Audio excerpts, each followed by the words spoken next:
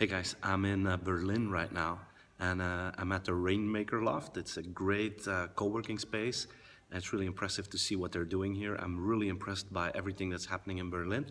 But the reason why I'm taking this video right now is because we want to try out a new concept, and I would love to have your feedback on that. And we're going to do, like, instead of the Consumer 2020 show, we're still going to do that. But this thing is about giving my insights of the week, and it's like a weekly update of cool stuff that I've seen and I want to share with you in a short video. So I hope you like the format. Let me know if we should continue this, what we can improve, and so on and so on. So here are my first things that I've seen this week. We had the toy fair this week, and in a matter of fact, Mattel did something really cool.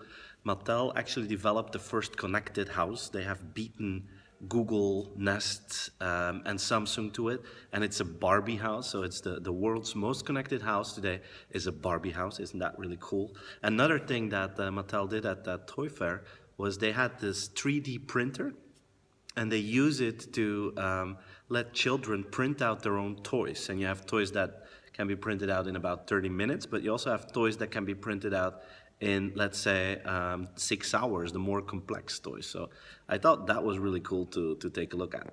The other thing I've seen was something about call centers. There was this article in Forbes and The Economist that said the end of call centers is near. And don't worry if you work in a call center, it's not going to be like next week. But in 3 to 5 years, the bots are going to be so good that they're probably going to replace many of the human tasks in call centers. And I personally love the sentence that programmed empathy will score better than authentic unfriendliness, and I think this is really happening at this time. Without any doubt, the most funny thing that happened this week was the whole URL debate between Jeb Bush and Donald Trump. I don't know if you've seen it, but this is almost too good to be true that Jeb Bush forgot to renew his URL of his website. So if you go to jebbush.com right now, you actually end up on the website of Donald Trump. I think this is just hilarious that this just happened. Another thing that happened is that Twitter just updated its timeline. So from usually in the past, Twitter had these feeds that are just, based on the time that people put stuff on Twitter.